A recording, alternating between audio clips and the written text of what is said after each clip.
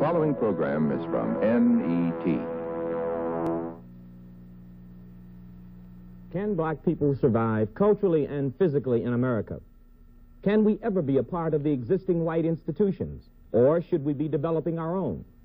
Can we as a people develop solutions to our dilemma fast enough to counteract the present rate of growth of the oppressive factors built into this society by institutional white racism?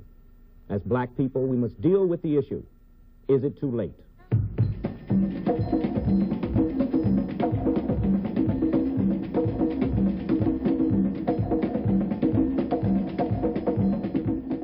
Tonight on Black Journal, Reverend Ralph Abernathy, Imamu Amidi Baraka, Dr. James Cheath, Reverend Albert Clay, Congressman Charles Diggs, Jr., Mr. Dick Gregory,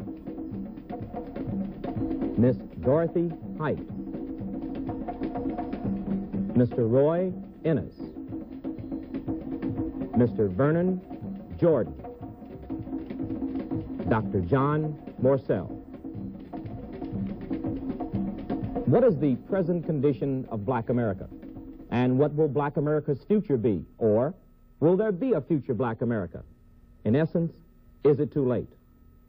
This special Black Journal program is designed to discuss that complicated question. For the next 90 minutes, we will present a live, unedited, two-way communication system between you and our Congress of black spokesmen.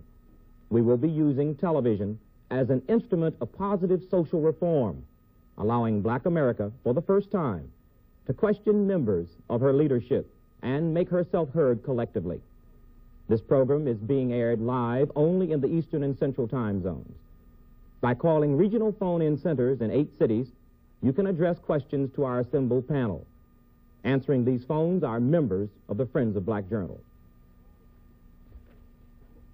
You can call the regional number nearest you, and in the East, the regional area code and numbers are, for the Boston area, 617-491-5600. For the New York area, 212-765-5960. For the Washington, D.C. area, 202-628-1222. In the Midwest, the area codes and numbers are, for the Chicago area, 312-591-6400. For the Cincinnati area, 513-621-7200. For the Detroit area, 313-871-8700. In the South, the area codes and numbers are, for the New Orleans area, 504-486-5511. For the St. Louis area, 314-725-2460. We do appreciate your patience. Please understand that we cannot use all of the questions we receive, but every effort will be made to use as many as possible. We are also thankful to the members of the panel for accepting this invitation, understanding that their allotted time for discussion will be less than they are normally accorded in television appearances. We have asked that their responses be as brief as possible. This is our first attempt in the Black Journal series at using television for a live two-way communication, but we do not intend it to be the last. Indeed, there are many other black spokesmen, but our physical and technical capabilities have limited us. We do want the public to understand that our black leadership does include persons not on this panel. Sister Fannie Lou Hamer, president of the Mississippi Freedom Democratic Party, was scheduled to appear with us and has suddenly and unfortunately been hospitalized. She sends her regrets and her love. In selecting tonight's panel, we attempted to bring together a diversity of positions and philosophies, held together by the common thread of concern for all black people. The St. Louis Argus, a black community paper, describes this event as follows.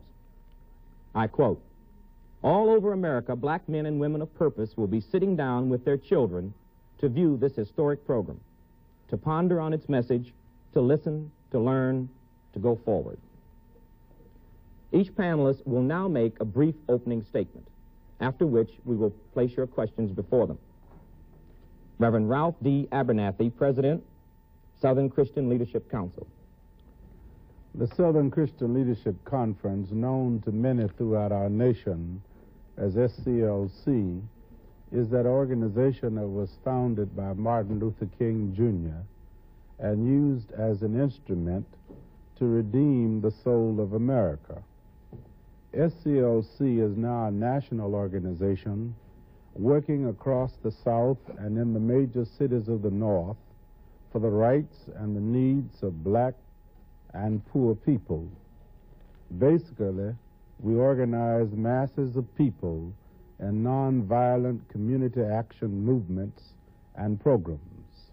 We're working for the total liberation of black people through economic development and control of our black communities.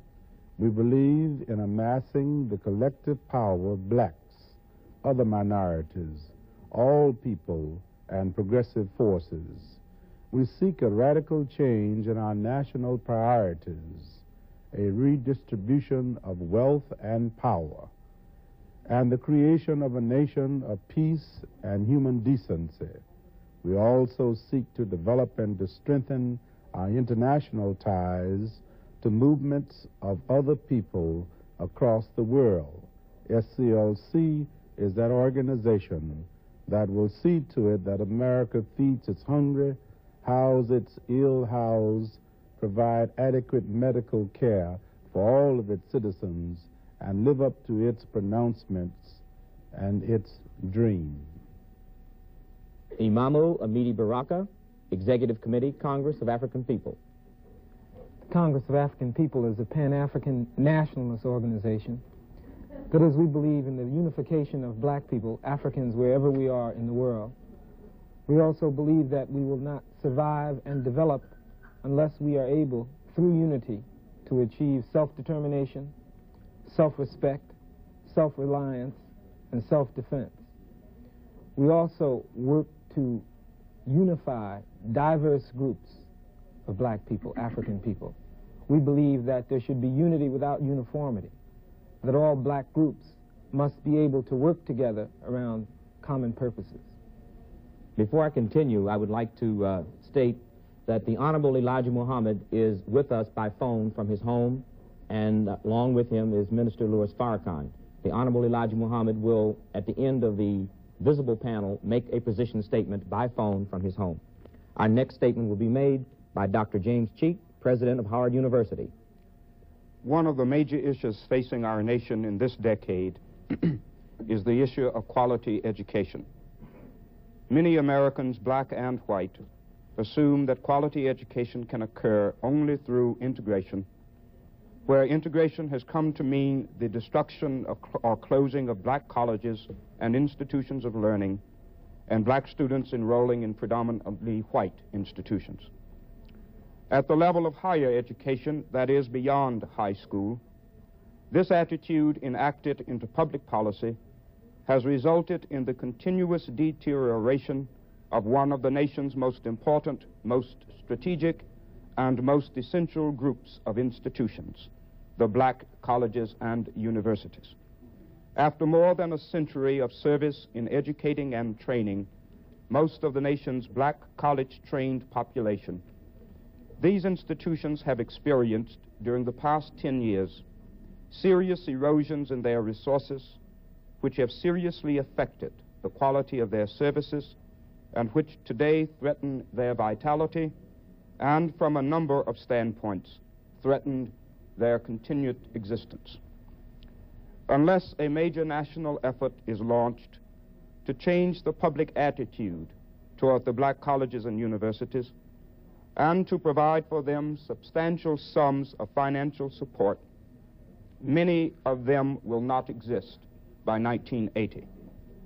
And those that do survive will have become either predominantly white in student body and faculty, or so poor in quality as to render them meaningless as collegiate-level institutions. In such an event, America's black population will be deprived of a major resource that is essential in our efforts to achieve for ourselves and the nation as a whole true social justice. The destruction and impoverishment of black colleges and universities will contribute to the destruction of any possibility of this nation achieving true democracy, true freedom, true equality, and true justice. It will be a national tragedy if America, through indifference, disinterest, and outright bigotry, allows the black institutions of this country to become academic wastelands. It is very clear that the development of strong and distinguished black institutions, not simply the inclusion of blacks in white institutions, is indispensable for the attainment of racial equality in this society.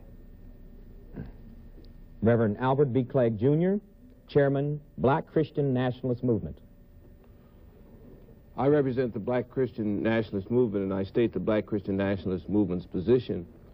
We feel that it could very well be too late for the black man in America. Probably the next 5 or 10 years will indicate whether or not the black man can survive. Our struggle for survival is a very real struggle, and the white man has prepared genocide for black people. Unemployment, the black man is no longer necessary. Unemployment is going to be a way of life for black people. We are going to face increasing dangers and problems as the days pass, and we're totally unequipped as black people to deal with them. We're a part of a slave culture. We have no preparation. We have no black institutions capable of dealing with white racist institutions designed to serve only white people. We must deal with the problem that confronts black people by building black institutions, by understanding that only a separatist position is a viable position for black people. Any organization or any leader in America who today advocates integration is a foe and an enemy of black people and their survival in the coming years. Representative Charles C. Diggs, Jr., Democrat, Michigan, and Chairman of the Congressional Black Caucus. The United States is the second largest black nation in the world. The West African nation of Nigeria ranks first, having a population of over 60 million blacks, which more than doubles our own.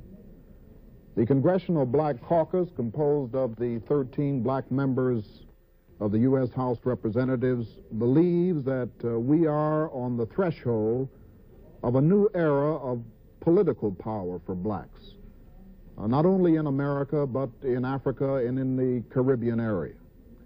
There is a kind of heightened solidarity among black people now who are becoming more conscious of the intricacies of politics as an instrument for change.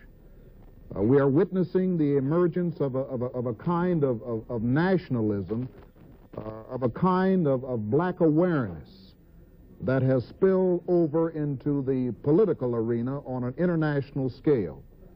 And the Congressional Black Caucus is committed to that kind of objective. Mr. Dick Gregory, social commentator. Is it too late? It could be if America insists on dealing with her problems with might instead of solving problems with right. It could be too late if America insists on fighting a sick, degenerate, insane war in Vietnam and not deal with the sick, insane problems that confronts Americans.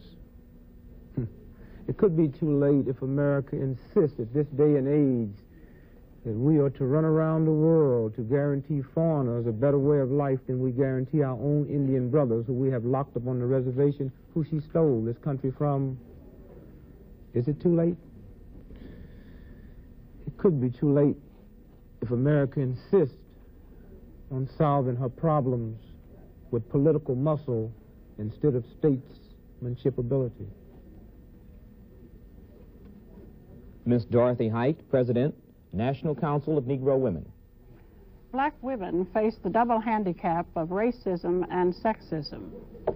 And Mary McLeod Bethune recognized this as far back as 1935 when she founded the National Council of Negro Women, because she realized that the black woman, whether she was trained or untrained, stood outside of the mainstream of American opportunity, influence, and power.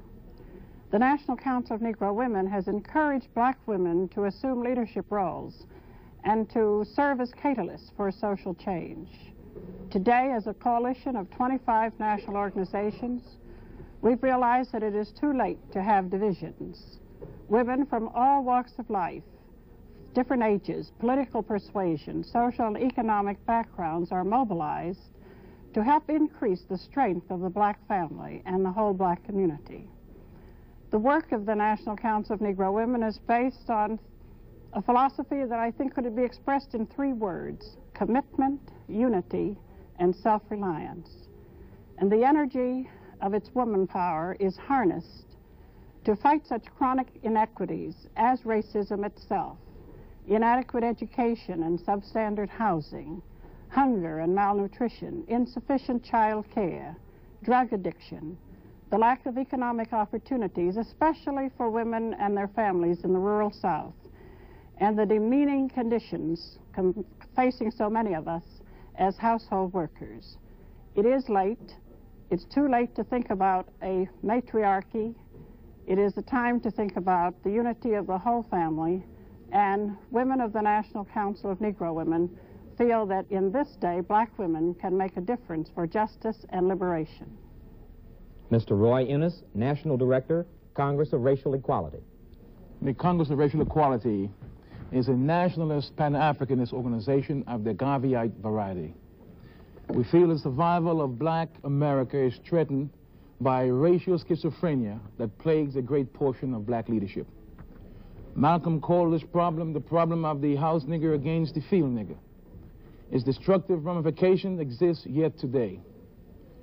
Black masses are governed and led by an elite few who have split loyalties between their black and white families.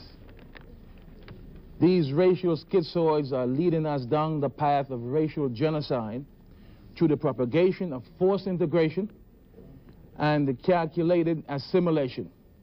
Black people could very well disappear as a people and certainly lose all prospect for black political, economic, and social power and unity. I say this feeling a profound sorrow and a heartfelt concern, for destruction looms critically before us unless we meet head-on the problem of the white-imposed leadership of the mulatto aristocracy and their Bantu lackeys. CORE will not shirk its responsibilities to reveal this truth and expose this conspiracy against black people. Mr. Vernon E. Jordan, Jr., Executive Director, National Urban League.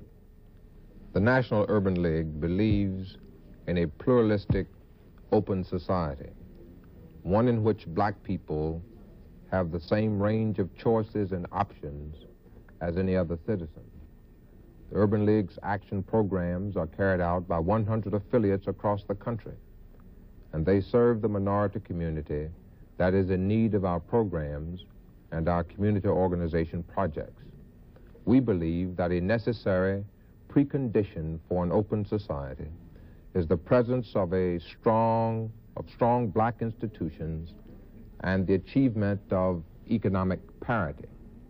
We say it is not too late for black people to get themselves together and to join with others, blacks, browns, and whites, to bring about the necessary restructuring of our society. We believe it is not too late to realize the political and economic empowerment of black people and thus to achieve parity with those whose skin is white, whose opportunities have not been withheld, and whose progress has been steady. Dr. John A. Morsell, Assistant Executive Director, National Association for the Advancement of Colored People.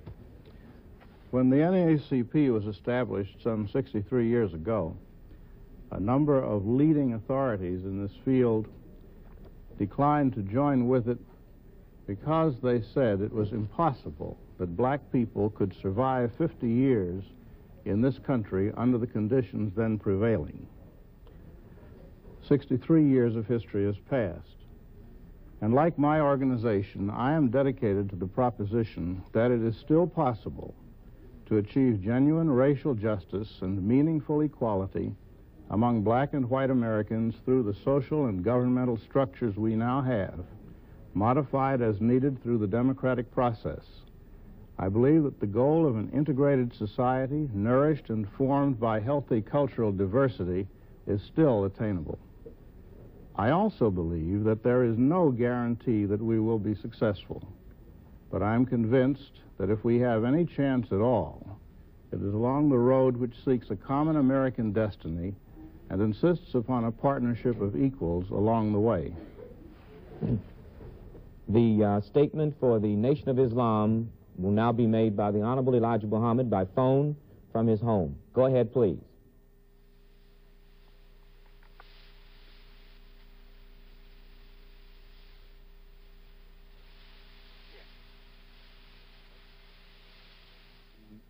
Opening statement of the Nation of Islam by the Honorable Elijah Muhammad. Go ahead, please. Too late. I say it is too late for anything that the black man suggests for the togetherness of white America. It is too late for that. It is too late to adopt the politics of the white man of America. It is too late for us to try to integrate with the white man. It is too late for us to continue the religion called Christianity that the white man organized for himself and for those who would want to be in such religion. It is too late to talk of integration unless we want to be lost in such integration. We have not, never been such thing as a white person unless the white man integrated in our family and made us white. By nature, we are different two people. We cannot claim ourselves white if we are not born of the white. There is so many black people want to be white rather than black. Therefore, they will speak in that direction of being white. But I say it is too late unless you want to taste hellfire. It is too late. The end of the white man's time have arrived. And therefore, what rights do the black man want to go along with a person that is doomed, divinely doomed? That person should go ahead and take his on, and we take our on. Salvation has come for the so-called American Negro, the black man of America. Why should not he be wise enough to accept it? Your God have come in, not say in no spooky manner. He's in person and offering to the black man of America money, good home, friendship in all walk of life. I believe that you know these things is now true. I don't say that I hate the white man's respect for us. We surely got it. We went to Washington, and the white government of America honored me better than all the black people in America ever have respected me for 40 years. They let me up Pennsylvania Avenue like I was a king or queen, pardon me saying queen, like if I was a prince for a new government somewhere else. I think the white people, they did a wonderful honor to me twice that I visited Washington. They have never disgraced me in the way of trying to mock me as a messenger. No, they honored me, and I thank them for the honor they give to me that my black people never dared to do, out of Washington or in Washington. So this is true, that they know more about me than my own people. They know that God has raised me up to teach the truth. They don't argue with me about it. They don't try to mock me, disgrace me. They are very nice to me. But it's my black people that is the one who does the mocking and disgracing they try to do. But I want to say this, and it is true. You cannot disgrace a true servant of God. You disgrace yourself. I don't say this trying to say anything against too late. I am coming to that and right. It is too late for us to go to work to try to be equal in politics with the white man. You cannot be equal with him in politics that he has made himself. You cannot go and get beside him if he give it to you in office in Washington to be the equal with the white man while you don't know, while he knows. He makes them himself. I say we need to make politics of our own. If we want politics, make them of your own. We cannot use his politics because that they are made up of his know-how for self. And this thing that we are after today is something for self and not something for the white man who has 6,000 years to have made his world, and he has made it. That is no doubt he didn't lose 1 minute in making him a world. But we are the poor slaves who has been trodden down by the white race in trying to do something for self. We have not did nothing for self. I want to beg white people to do something for us. I don't give 2 cents for a black man laying around Washington, Chicago, San Francisco, anywhere in the country, begging white folks to do something for him. Get out and do something for yourself. He said you are free. Take advantage of this freedom. He said that you can go for self. Go for self, black man. What's hindering you if he boldly tell you in the world to go for yourself? We are trying to go for ourselves, we Muslims. We are trying to dignify America wherever we stay. Pardon the English, wherever we live. We're trying to dignify the country. We're not trying to make the country look ugly. We're trying to make the country to look beautiful because we are living in it and we want to live wherever we live, to be beautiful. We're trying to do something for ourselves, and we are trying to teach our people to do something for self. We're not trying to be with the politician black people. We're not trying to out-preach you, brother. We just want to preach the truth. That's all we want to do.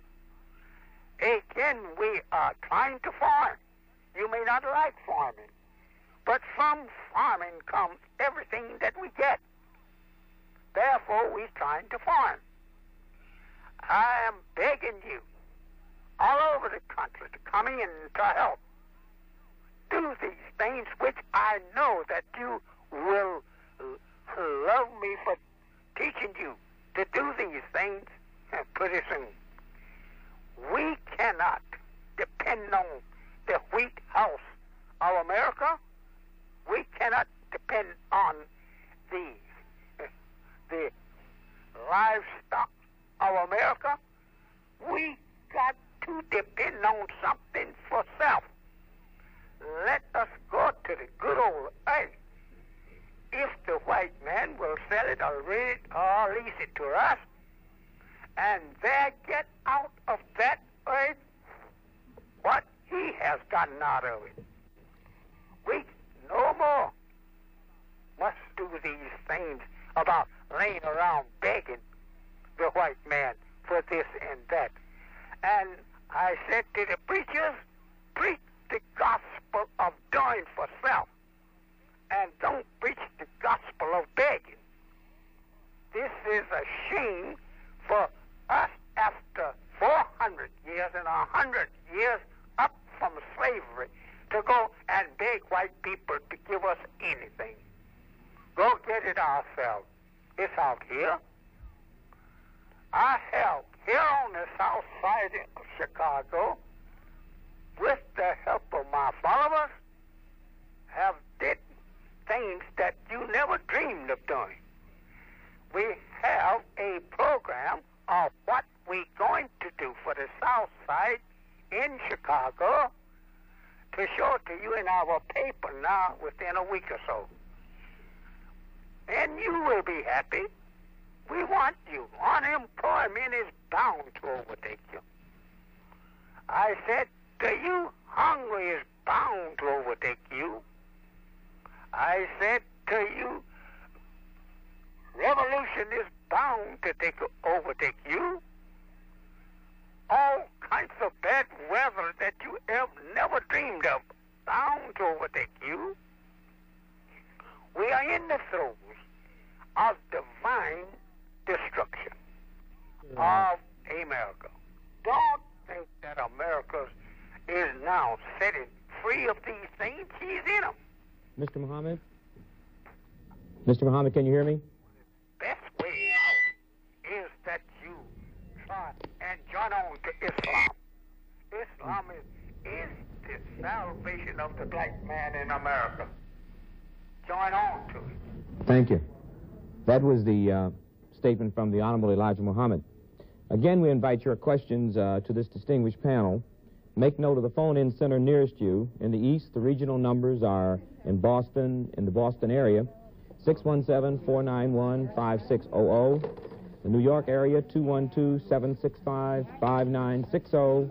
Washington, D.C. area, 202-628-1222.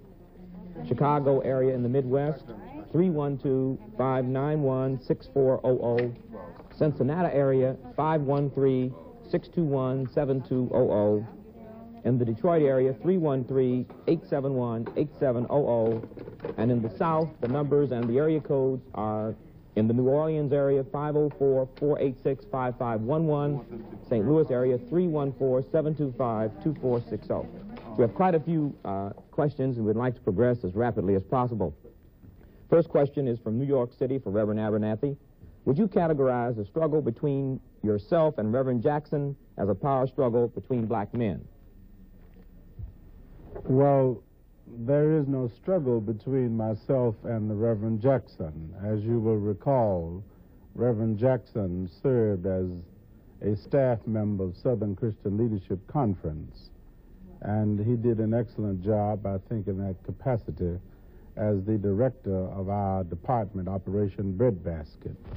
And when he could no longer carry out the orders of our organization and be governed by the organization, he resigned, he quit, and I understand that he has established now his own organization. There is no power structure between Ralph Abernathy and Jesse Jackson. I'm fighting so that America will feed its hungry, house its ill-housed, care for the sick and the needy in the war in Vietnam, solve our domestic problems here at home, stop spending billions for the moon and only pennies for the poor. This is our program in SCLC. Thank you. The next question. Sure. I don't care about, the whole concept of a power struggle between two black folks, neither one having any power, is absolutely ridiculous, and points out the basic problem that confronts all organizations that have been speaking here, other than CORE. Even the Muslim harangue did not deal with the basic problem of the black man's powerlessness. Black people don't have any power. Abernathy and Jesse Jackson can wrestle from here to Los Angeles. They're still not dealing with power. Black people are powerless. They've been put outside of the whole white power structure, and all the organizations, NAACP, Urban League, SCLC, National Council, Negro Women, all of them are talking as though black people have power. Black people don't have any power unless we can begin to build black institutions and realize that we're dealing with a power struggle for survival. All these organizations are leading us straight to hell and genocide. And Dr. Abernathy ought to understand it couldn't be a power struggle because neither one of them have any power. NAACP has no power. Urban League has no power. No black organization, no black people in America have power. They're fighting for survival from a powerless position, flat on their back, begging white folks, and that was almost the tenor of the Muslim position. They were begging white folks, please sell us some land, give us some land, let us exist. White folks are good. That's a self-hate kind of thing that black folks find themselves degenerating into because black people have no power and they have to beg white folks to give them whatever they want. Now, I say black people, and black Christian nationalism says we have to approach the whole problem in terms of power. Black people have to begin to build institutions. Every institution that exists belongs to white people, was built by white people, and serves the interests of white people. And for black organizational leaders to be sitting there talking as though they have power, as though they represent something. We want to represent everybody. We want to bring everybody together. We want to build a beautiful America. We don't want to build no kind of beautiful America. We want power for black people, and we're going to have to fight for it. It demands confrontation and the willingness to do anything necessary to get power. And we got to take it away from white people. White people are not going to give black people anything. Politically, economically, or any other way, black man is no longer necessary in America. And the white man is hell-bent on genocide. So we have to understand we've got to build institutional power to deal with the white man who has decided to destroy us. I want to thank you, Reverend, for underscoring my point. Yes. That this is merely a gimmick on the part of a white racist society to divide black people. Right. There is no power struggle between Ralph Abernathy and Jesse Jackson. Thank you. I'd like to proceed, if I can, and if you could keep your questions as brief as possible, but I know you need time to develop them. The next question is for Dick Gregory.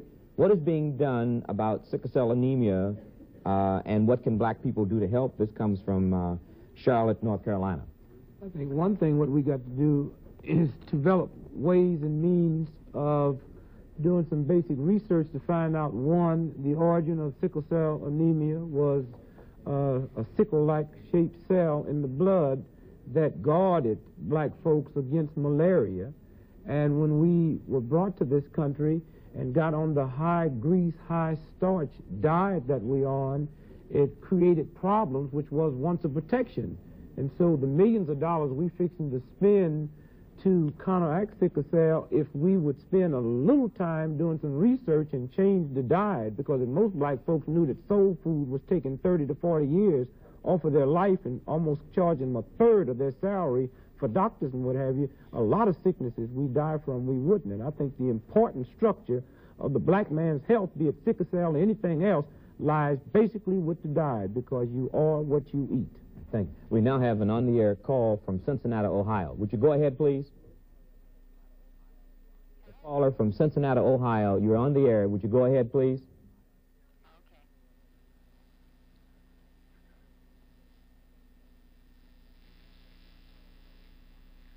My technical difficulties. We have a a message here, question for any member of the panel. Does the panel think the Democratic Party can serve as a tool for the liberation of black people, or should it be necessary to create a new political party? I'll add, no political party can serve as a tool if it's dominated by white people. Black people have to build their own institutions, their own institutional power base from which to work. And the only possible power base that black people have is the black church, which has to be restructured. Its orientation has to be taken out of the clouds and begin to build on earth a kind of a nation of black people here on earth who are dealing with reality in a programmatic kind of way.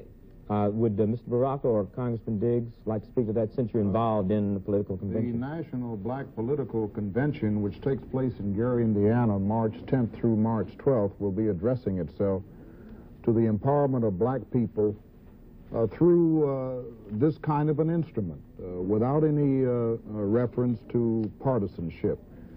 And I think that it is consistent with the implications of that question, because without confrontation with both political parties and outside of the political party political structure, obviously we're not going to be able to translate what represents our potential power into anything meaningful. Mr. Baraka, you want to respond to that? Yes. Our basic position is that first thing we have to realize that we are a people, a particular people, that we are not Americans except by default of being here in the same space. But what we have to realize and what we are trying to articulate is that I think almost all of our brothers here have a correct position to a certain extent, from the Honorable Elijah Muhammad to Brother Clegg to Congressman Diggs, that our problem is that we seem to think that the diversity of our beliefs is somehow has to keep us apart. That I think when we learn that it is institutions, alternative institutions, that will be our salvation. But we have to be able to orchestrate our community, that is, to pull together a kind of unified national black community, so that the Christian nationalists or the Christians or the Muslims or the people who are talking about integration or the people who are talking about Garveyism, that somehow we can function as a nation of people, as a people. That we can sit, just like we're sitting here, and say to each other, try to agree on certain things that we have to do as a people.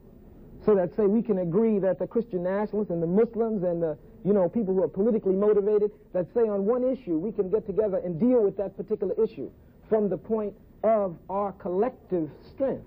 Because we don't have any power because we have not focused and created an instrument through which to translate our power potential into actuality. Any such instrument would be wholly dishonest unless we are able to come together and admit our diversities and identify them, for us to stop lying about what we are. We have a serious problem in this country among black leaders, wherein very few these days will honestly call themselves integrationists while pursuing that path with all of their energies and resources. We need to be able to admit our diversities, identify them, then there might be a chance to come together in some kind of instrument. All right, we now have, yes, Dr. Morrisell. I'd like to make a brief, quick comment. I hope it would have the effect in part of bringing our discussion back into a reality of the here and now. And I have no quarrel with people who want to engage in philosophical speculations about the ultimate culture and the ultimate this and the ultimate that. But I call attention to the fact that we are a minority of 10 or 11% living right here and now in the United States, in the midst of institutions in which it is certainly true we have very little power. It seems to me that while some are pursuing the long-range goals in one direction or another, some of which have been enunciated here, somebody has got to be, in effect, minding the store and seeing that the problems of black people who are hungry in Mississippi and Alabama are being met, that they're being fed, as our emergency relief program is doing, as Dorothy Heights Council's program is doing. Somebody has got to see about finding jobs, about seeing people are trained for jobs, because no matter what system we have, people are going to work by the sweat of their brow, and that's the way they're going to earn their bread. They're going to have to know how to work and how to work skillfully and well. And these are problems to which we have to address ourselves. Now, Imamu Baraka has notably, in Newark, operated on this level. I'm quite sure that his views as to the ultimate future of black people are very different from mine. And God will only tell some years hence who is right. But he works to get people registered to vote in the city of Newark so that they can use some of the power. If people are powerless in Newark, in part at least, it's because they don't use what power channels they have. And I think we need to address ourselves to the ways in which we can build unity on specific problems, specific needs where there is analysis and action. May I say this, so we won't get bogged down in our differences and in having an argumentation over our organizational philosophies. We have literally thousands of people who are phoning, and I would certainly appreciate if you could respond directly to the questions, and please respond as succinctly as possible. We're just overwhelmed with phone calls. Thank you very much. We now have a live call from a viewer from Cincinnati. Would the viewer from Cincinnati go ahead, please? Yes. As an interested citizen, what appears to be the best and perhaps the most logical position to take concerning the 1972 presidential election? Would the panel like to respond to that? She wanted to know what the most sensible position would be in the 1972 election. To vote for that candidate who can openly come out and recognize the diversity among black people and be willing to put together a platform that can satisfy the diverse interests of the various black groups. Thank you. The next question is for Dr. Cheek. What goals should black students seek at this time in order to succeed in today's society? That's from Brooklyn, New York. I think one of the most important things is for black students to assure themselves that they are receiving a kind of education that will make them competent to function in this society as well as competent to change it. The next call is from Cincinnati, Ohio, for Ms. Height.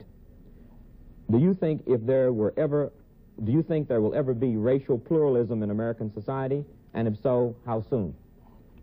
Well, I think there is, actually, the myth of the melting pot has led us down very sad paths, but that there will be pluralism when we recognize the contribution of every group. And I think that is why it seems to be when black people are talking about our contribution, that we are trying to make America more of a pluralistic society by recognizing the contributions of all of its people rather than expecting any of us to give way for something called a melting pot. The next question is directed to Reverend Clegg. If there is no difference between your organization and that of the Honorable Elijah Muhammad, why don't you join forces? Well, that's, kind of a ridiculous question. There are differences between black Christian nationalism and Muslims who have a Muslim position. We're willing to join forces with anybody who rejects integration and is willing to take a programmatic approach to the solving of the black man's problems. We have to understand that the black man is in a slave culture. That's why so much of the talk that's coming out here is coming out of a slave culture, where black people feel inferior, where the white man's declaration of black inferiority has been accepted by black people. That's why black leaders talk out of a slave culture whenever they open their mouths. And their organizations, even when they've learned that black people have changed and they start to try to sound like they're opposed to integration, begin to talk in gobbledygook because they really are working toward integration, and that's what they believe in. So I would work with Elijah Muhammad. He's closer to trying to do something than most of these other organizations that are represented here, with the exception of Roy Ennis. I've just been informed that Mr. Muhammad would like to respond to your comment. Mr. Muhammad, you may go ahead, please.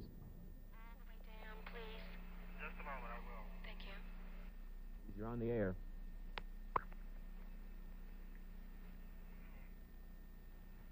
No. It is too late.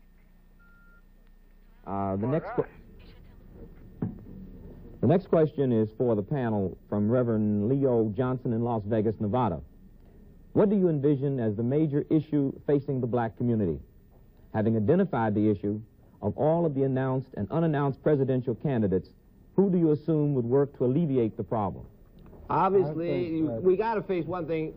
All the questions are growing out of the same distortion of the truth. No president has any power. America is not run by presidents, but by people whose names are never even in the newspaper. They're run by a white institutional establishment, and the institutions control how people act. We've elected this president to keep us out of war and this one to keep us out of war, and we stay in war because the president has nothing to do with any kind of decision. So for black people to be sitting around trying to pick a president who's going to solve the black man's problems is totally ridiculous. The black man's got to solve his own problems, and the president is not going to do it for him. Mr. Jordan, would you like to respond to that? I think that the basic answer to that is that black people have to say to the Democratic Party that it cannot take its vote and its power for granted. I think, on the other hand, that it has to say to the Republican Party that it cannot, in 1972, ignore the black vote. And I also think that if, in fact, there is a taken for granted on the part of the Democrats and there is an ignorance on the part of the Republicans, that there are clear options for black people in 1972 elections. And it seems to me that the Gary meeting is an opportunity for black people to get themselves together and to deal with the question of what those options are.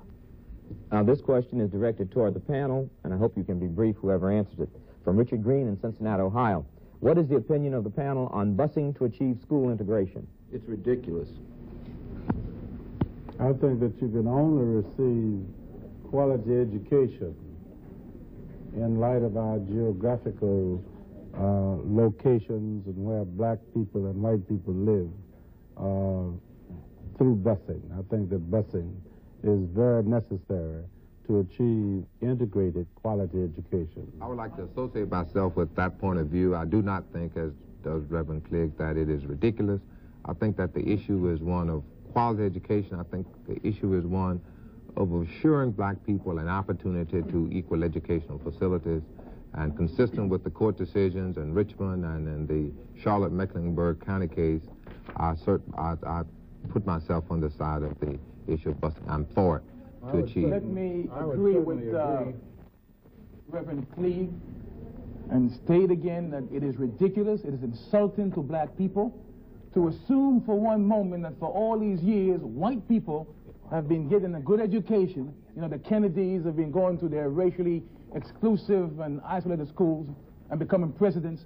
And for us to assume for one moment that black kids must be bused into white schools to get a good education is nothing but racism by black people against themselves. Self-hate.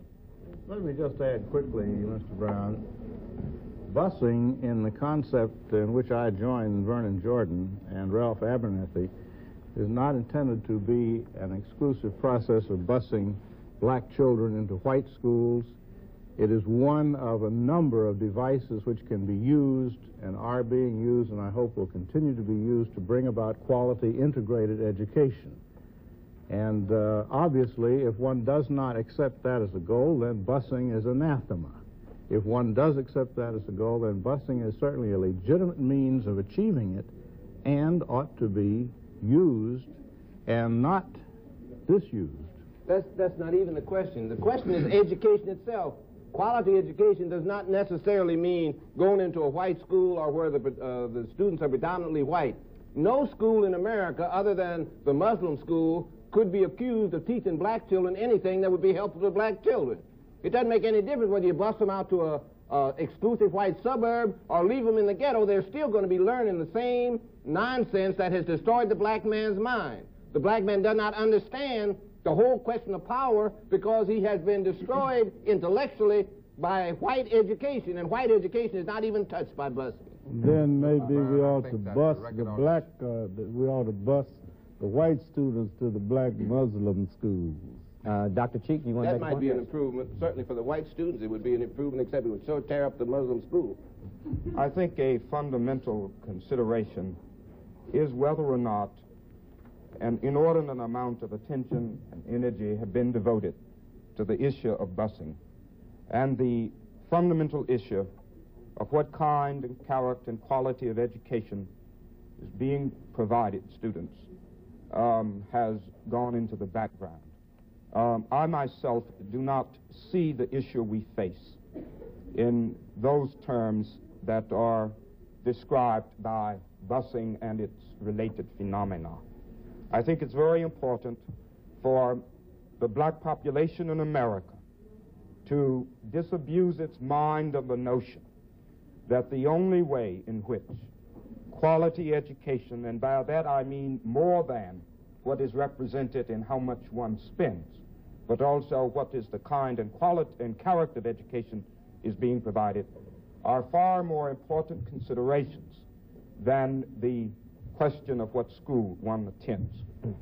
Tony, I think, you know, that in a way we're taking a lot of time on this question, but there's no question more fundamental to describe the crisis in black America than this.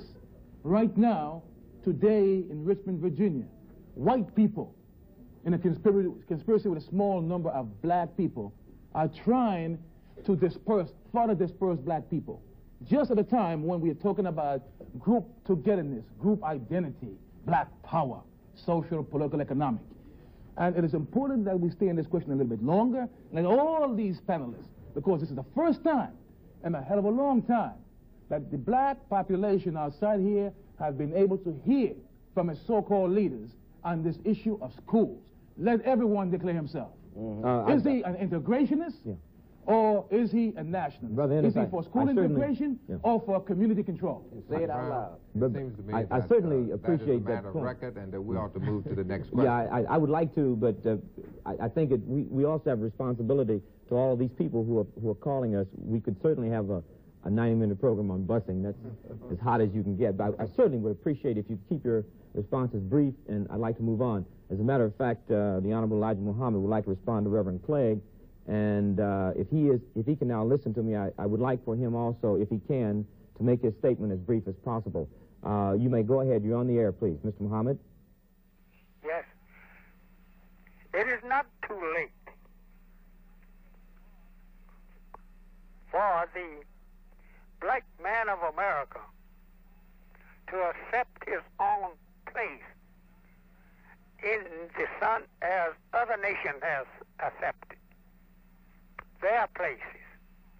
This is the best time for the black man that he has had since he's been in America to accept his own. The black man in America has been read by white people. Therefore, he don't know how to accept his own. But I'm here to tell him how to accept his own. God have made me for just that purpose, and it's not too late for him to accept his own.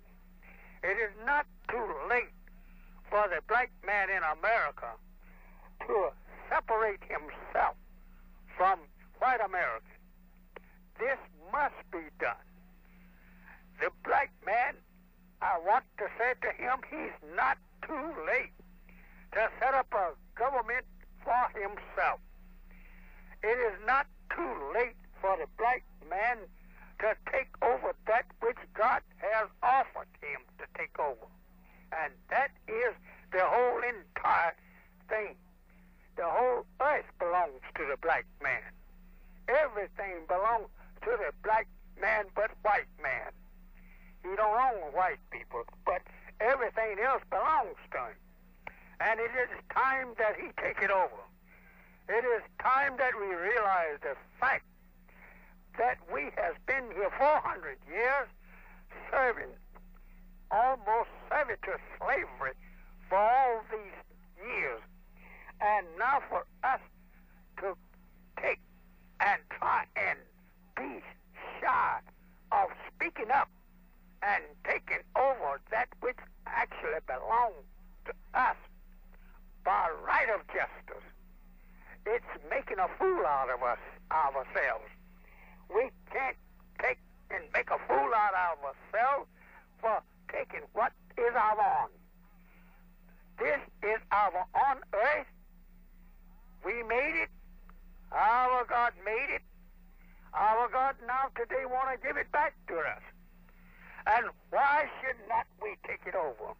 Very much it is ours. everything is ours but the white man. He don't belong to us. And therefore, we should take that which belongs to us to be made mock of by white people just because that it is time that you accept your own and take over the whole entire earth and the heavens above the earth. Is only because that they don't like to be removed. But it is time, and America is first. Therefore, we black people must remember and must act upon the principles of this one thing, that we are the black people of the earth, the original people of the earth, the first, and we're not going to have any last. We are forever. Thank you very much, sir. I'd like to say that we accept, Black Christian Nationalists would certainly accept that position that he's enunciated in this statement, and with one exception, that God's not going to do it for us no matter what name we call God by, that we're going to have to do it for ourselves. The historical aspect of his statement is absolutely correct. Thank you. Now, the next question is the similar question phoned in from 3 cities and 3 people: Curtis Richardson in Columbus, Ohio, Joseph Jackson in Boston, Massachusetts, and Ruth Scott in Manhattan, New Jersey. The question is to the panel: can the panel function as a group in resolving problems for black people? No, the panel can't function as a group because the panel doesn't have any position. Most of the panel is integrationist, which is outmoded and obsolete and will tend to destroy black people. The members of the panel who believe in the black man building his own life, building his own nation, are separatists and cannot possibly function with a panel of integrationists. Integrationists are going to have to learn through the process of the white man's efforts at genocide that integration will not work. White people do not want to integrate with black people. Now, you can holler about if they will do this and if they will do that. White people are not going to integrate. They're not going to deal in terms of morality or moral values. They're going to deal, as they've been doing, in terms of the self-interest of white people. And as soon as black people learn that, then black people can begin to deal in terms of the self-interest of black people. I think the question is to the point of functional, operational unity. It's impossible to function together if you don't have the same position. How can a separatist and an integrationist who are both black function in terms of a white man who's out to destroy both of us? Mr. Baraka, you have any views on that? I think what I tried to say before is that what is lacking, just like what is lacking in our community, like is what is lacking on this panel, is the sense of trying to integrate the black community. In order to have a nation, to have a national consciousness, you have to have national integration. That is, you have to be able to move to a point of sophistication and maturity where you are able to take diverse groups within a national group. The one similarity that nationalists and integrationists have is that we're both black. And neither one of us, by our ideologies and philosophies, can erase that fact. So what we're saying is if we can bring about the integration of our own community and begin to create an institution of our own community's political development, and politics not meaning just voting, but politics meaning community organizing, making alliances and coalitions, developing the power to disrupt, and also being able to elect people to office. But by able to integrate, to bring together our community as one totality based on the fact that we are black people. And unless we are able to do that, bring our people together, then we'll never be able to make any movement because we'll always be working at cross purposes and against each other. Now, the fact that someone can say they're integrationists, and I know as well as you do that that is an absurd position in a theoretical way, you see, or a real way. But what I'm trying to say is this: I am not going to press the theory to the detriment of the reality. I would rather try to get black people together, you know, to solve all kind of diversity than to be so hung up on the theory of my own ideology that I would drive people away from me. That's beautiful, right. But what we've got to understand is one thing, that we cannot go along with integrationists. We have got to, black people have got to drive integrationists, integration organizations, the black church and its integration thing. We have got to drive them out of the black community. We can't put together a program that's dependent on dealing with black integration. They are the enemy. Black integrationists are just as much the enemy of black people as white people are, because they are the lackeys of white people, doing the dirty work that white people would ordinarily have to do for themselves. If we can, because we're running very short of time. survival, may we house our philosophy in our responses to the questions. Right. And I think that way we can stay out of other people's ideologies, and because we only have, I think, 20 minutes. Mr. Jordan, you were trying to make a point, and then Mr. Gregg. I think that it's already proven to that, in response to that question, that there are those of us on this panel, with the exception, I think, of Reverend Clegg, who have demonstrated and demonstrate on a daily basis that despite our differences and despite our divergent approaches and views, that we have found in various programs and in various situations instances where we could come together and agree and work together. And it seems to me that that is the only way that we can bring about some kind of unity out of our diversity. And I think the Reverend Clegg ought to understand that that those of us who do take a position of an open, pluralistic society, that we're not going out of the black community, that we're not going to be run out, and that we're there just like the tree planted by the rivers of water. I mean, we have one more response. I'm wondering whether, Mr. Jordan and the other assimilationists and integrationists would be willing to refrain from speaking exclusively for the black community, recognize their two goals, and agree for us to function and possibly have a peaceful coexistence and reinforce each other's goal. The problem is the integrationists in conspiracy to silence the true aspiration and goal of most black people, which is that of self-determination. Thank you. The problem is not the integrationists, the problem is the Europeans. May we please, I'd like but to... the integrationist serves the European. Right. He's his lackey. But He does his job for him. So once we unify our community, then anybody who doesn't serve that community will be isolated and can be diminished in their influence on our community by the totality of our strength. But you'll never unite the black community gentlemen. until you get Gentlemen, black people please. who are willing to reject We now have a integration live call, and start to build a from, nation Chicago for black people. For Mr. Dick Gregory. Would you go ahead, please?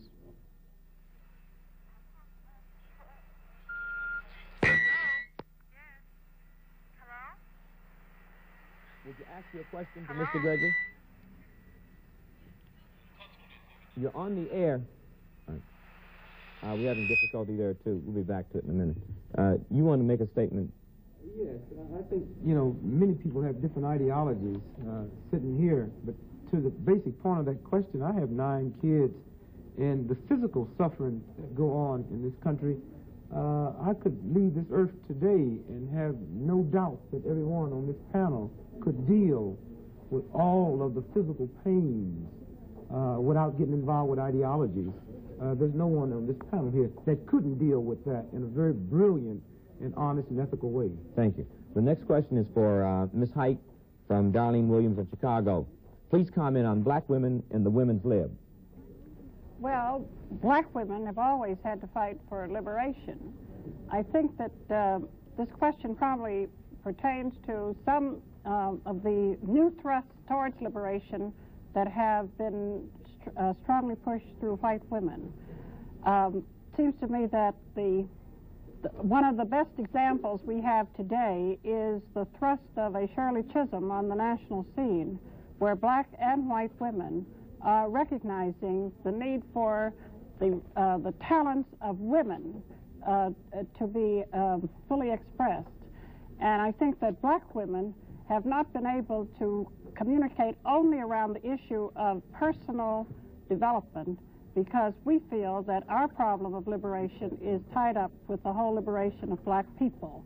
So we have to work not only for the liberation of black women, but for the whole black family. But indeed, we are joined with all women in the struggle for liberation. Thank you. Now, this will be another hot question. It's to the entire panel. Whoever responds to it, I would appreciate brevity. From Phyllis Waller in New Orleans, Louisiana. How does a young black listening to this program comprehend the idea of being black faced with so many concepts? First, the young person ought to read my book, Black Christian Nationalism, and that would answer all the questions and dispose of most of the arguments that the integrationists have brought up here. If the young fella cannot locate Reverend Clegg's book in It ain't hard to locate. William Morrow, published in New York City. If the young fellow should happen to have difficulty locating Reverend Clegg's book, and a great many bestsellers are not always available on the shelves, they're being snapped up so fast that they run out of them. I would say that his first job is to become true to himself as a person, an individual. He can do this, and it may well be through Reverend Clegg's book. He's got to know a great deal about his own past about his own capacities, about the fact that his blackness is not a limit upon him. Now, it's easy to say that. People have been saying it for many years. The actual achievement of it is far from being that easy or as simple as it sounds, because it has to be twofold. He's got to know what the past was, he's got to know what he himself is, and he's got to struggle against adversity and make it. Nobody can achieve true manhood either by reading books or by engaging in philosophical dissertations or any other way except by struggle, individual struggle and group struggle.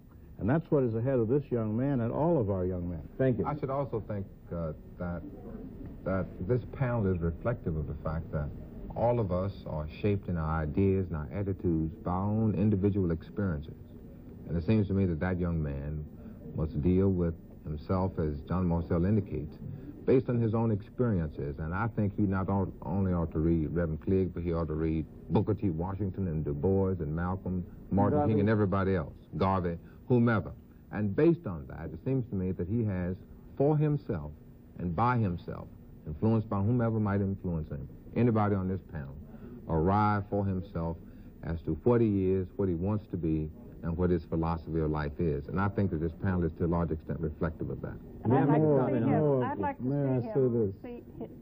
like to see him consider the black woman as his full partner. All right. And may I say this, that even more important in my estimation than all of this is the fact that we are all here this evening grappling with problems and working in the field of ideas.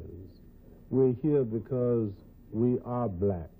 We're here because we are concerned. Certainly, there is not uniformity, but I have a great feeling that there is unity, and we must find that unity. We're in search for that unity, and I think that that should ring clear in the mind of that young man, that we are searching for that unity. We are searching for that truth. And if we keep searching, certainly we shall find it. All right, yes. Briefly to the young man that this diversity is not unique to black people sitting here and no one else. In his life, he will find a choice of religions, which he can choose one or many, a choice of foods, a choice of music. I think the ultimate end for this young man and most young people in America and the world over, you got to make a moral stand, and that ethics is what's going to be the guiding force. And in the total end, victory will be won, because what we're really talking about, and all of us sitting here is talking about, to relieve suffering of black people. The safest way we can all unify that is, say, rally behind the moral force and the ethical power, and we'll move. I'd like to say to the public, we certainly appreciate their patience. We're dealing with as many questions as we can and as rapidly as we can. The next question is to Congressman Diggs. How relevant are President Nixon's policies to the black community today? Is he expected to get much support from black communities in his re-election bid? That's from the Black Audio Network in New York. Well, I think one of the strategic questions for black people in 1972 has to do with the political implications of a presidential election year. And I think rather than concentrate so much on the whole thought of who we're going to support, there are many people who are very much concerned and are prepared to concentrate on unelecting Nixon as a goal. With whatever combination of forces that can be exercised to accomplish that based on the record of his benign neglect on a domestic level, and certainly crowned by his attitude toward the emerging nations in black Africa. We now have a live call I'd like to get on. We have a call from Boston. If you're on and can hear me, would you go ahead, please? Yes, this is still in response to Congressman Diggs' question. Would the Black Congressional Caucus plan to endorse Mrs. Chisholm as a presidential candidate? black convention plan to endorse as a presidential candidate? Well, the Congressional Black Caucus, as a matter of policy, does not endorse candidates. Obviously, the candidacy of Shirley Chisholm is a matter of keen interest to all of us. There's no question that Shirley Chisholm's candidacy has raised the level of political aspirations of black people in this country. And there's no question that her impact in these presidential primaries and that she plans on entering from Florida all across the country, hopefully in my state of Michigan, is going to be a very strategic instrument for brokering black political aspirations for 1972. Thank you. This is a question from Miss J. Williams in Boston. Do you believe that it's possible that genocide will take place in America within the next 10 years, and will it be sanctioned by the government? Yes. Very possible, and it will be sanctioned and led by the government. Thank you. The next question is for Dr. Cheek from Patricia Hammond in Milwaukee, Wisconsin. What is your opinion concerning the black intellectual, quote, brain drain from our black colleges, and how will this affect the black race in the next decade? I think the so-called brain drain has been characteristic of what took place during a good part of the 1960s, but I think that there is some evidence to indicate that the brain drain is in the process of being reversed. There is certainly no question that the black institutions will depend upon black scholars if they are to pursue the goal of excellence that we alluded to in our opening statement. All right, the next question is for anyone on the panel. From Aretha Johnson in Chicago. When will the white man be destroyed in America? When black people unite and start fighting for their own freedom, and the destruction of the white man really is a not relevant question. It's when will the black man build a nation and be able to control his own destiny? The next question is from Cheryl Rabford in Brooklyn, New York. How can we get white merchants out of the ghetto? How can we start an economic boycott? Just stop buying at white stores in the ghetto. That's very simple. If black people would stop buying, they'd have to leave. The whole question of, again, of control of the community it begins first with a movement to unify all the diverse forces in the community, to build some kind of power, political power based on that unity, and then to move to economic development. But as long as we are diverse and don't have a structure to deal from, a national structure that includes all the diverse elements, to put together national black policies and national black agendas, you know, to deal as a quasi-governmental, quasi-national form and structure, then we will still be dealing with very small programs engulfed by a very large program. Brother Baraka is talking continually about this national structure, and it's important, but the brother should deal with the fact that most of these national structures and national meetings are called by the integrationists, assimilationists, to serve their own ends. And usually they include the rest of us, the nationalists, so that we can help further that end. Well, I think this ought to be known, is that the people sitting on this panel, if they are actually real, each have constituencies. So to say about an integrationist as if he were one person in the world, if you go out in our community, you will find that there are many, many, many integrationists out there, and many, many moderates, and many, many nationalists, and many, many Muslims, and many, many Christians. What I'm saying is we each have constituencies, but how to unite those constituencies so we have a nation, a national presence, a national political and economic strategy. And I don't think that nationalists are so weak-minded that they can be co-opted by so-called... Gentlemen, can we move to some more questions so we can get out of the ideological argument? Another question for anyone on the panel. Can blacks live under a capitalistic society? Shirley Waits in Philadelphia.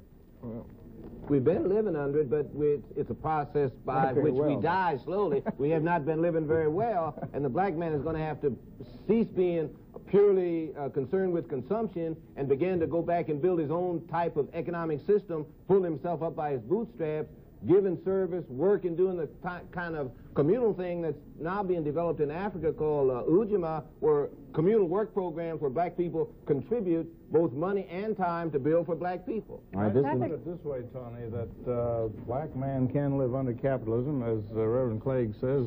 He's been doing it. I think it's the one thing he and I agree on so far tonight.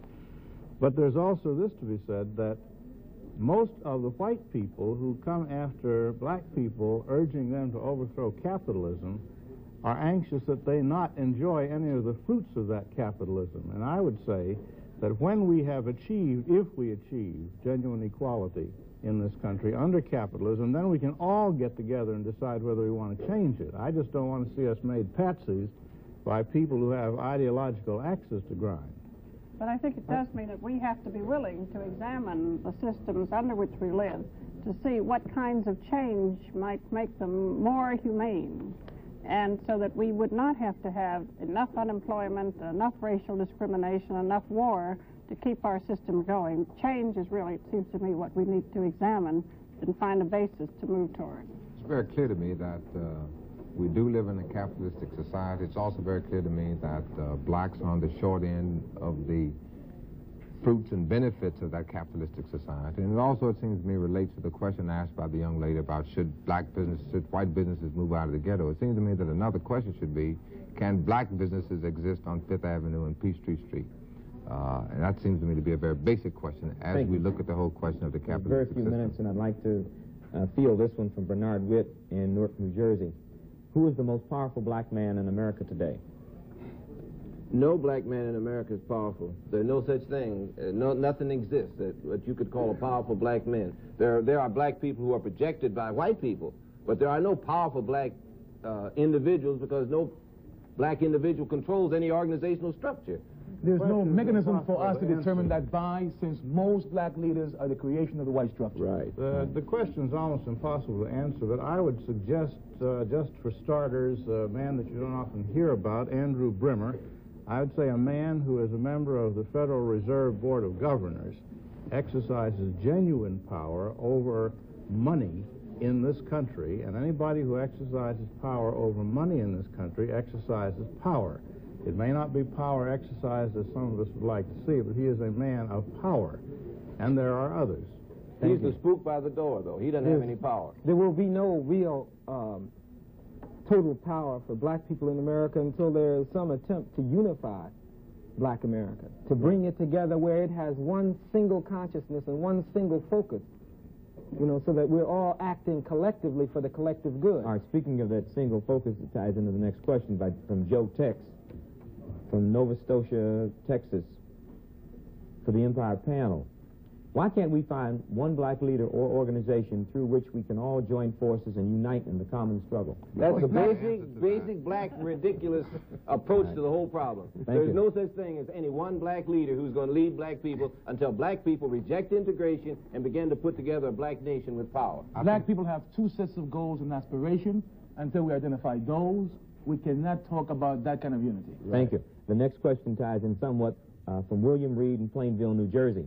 Is there a common ground, then, that anyone can agree upon for the advancement of all blacks? Yeah, to get some power. Our powerlessness is the thing we suffer from. Either we escape from powerlessness and get power to control our own destiny, or we end up the victims of genocide. I think that there would be a consensus here, if that's possible, that the goal of political and economic empowerment on the part of black people is a desirable goal and hopefully an achievable one. I think that the difference comes as we relate to how we get there and the means by which it ought to be achieved. Thank you. This question, Dick Gregory, I hope you can answer succinctly, from Ronald Webb in Washington, D.C. Do you feel that the U.S. government will use sickle cell anemia as a form of genocide? No, I think we use sickle cell anemia as a form of getting your attention off the real killers. We as black folks got to ask ourselves, how many sickle cell anemia funerals have we been to compared to how many black folks that we know have died from lead poisoning and rickets and sugar diabetes and heart trouble and all of the other things, and from that point put it into its perspective. This question is from Leroy Davis, Louisville, Kentucky, to Dr. Morcell. How can parents prepare their children when they are sent to schools where the thinking is not within a black spectrum? Well, whenever parents have a problem of a diversity between what's taught in schools and what the parents believe the kids ought to know, they have two possibilities. One is to find another school if there is one. If not, and this has been done successfully over the years, as witness this panel right here, we did not all learn the same things in the schools we went to. And the product of our minds today shows that other influences in school were at work. And in most of these cases, I would bet it was our parents who were able to exercise the kinds of influences they want. School can't do it all. The parents must. I can understand why that gentleman from Louisville, Kentucky has a question, because the Marcel's organization has been successful in dispersing black people in Louisville, so much so that you can hardly find a black administration school until this young man is able to go to school controlled by his people. He cannot get a good education. Thank you. I have a very direct question, and this viewer would like a simple yes or no answer. This is directed to Dick Gregory, Imamu Baraka, and Dorothy Height. Simple yes or no. Are you for or against busing? I suppose I should say, or are you for busing? Yes or no. Mr. Gregory? I'm for it under certain conditions. Ms. Baraka? No, I'm not for it. I think it's an irrelevant question, actually. Ms. Height? I'm for busing and anything else that assures quality education. I think that's an irrelevant question, though. The question should be, how can we create institutions to benefit our own people, you know, or control institutions that our people are in? How can we gain control of the public institutions like schools now? We only have 2 minutes left, 1 minute, and the messenger would like to make a closing statement, and I hope he can make it brief because we're going off the air in a minute. Mr. Muhammad, can you hear me? If you can, would you go ahead, please? Pardon me? Go ahead, please. We only have 1 minute left. Hello? Hello? We only have 1 minute left. Would you go ahead, please? All right. This question, we're having technical difficulties with the phone. This last question, it has to be, would someone answer very briefly to the panel? What are we going to do about the forgotten black brothers in prison? We're going to work on prison programs at penal reform. We're going to try and change the whole system of the way we deal with crime and criminals. And we're going to see that all largely black criminal populations are not watched over by largely white or all white guards, wardens, and other caretakers. That's Powerless step one. black people can't Step do anything one. about the prisons. We are doing something about it. That's the We will illusion do. that black people go through, that they can do something about the problem. I think also it's very important that we realize that at the heart of the problem is how do we keep them out of prison. And Thank you very much. Yes, Ms. Height. Racism is the cause of it all. Right. And that while we're working for law and order, we have to be sure we're working for equality and justice. Thank you. Our time is out, and we would certainly like to thank all of you for not necessarily an agreeable panel, but certainly a very interesting panel. And I think to some extent we have to reflect the diversity in the black community, which is very honest. Thank you again.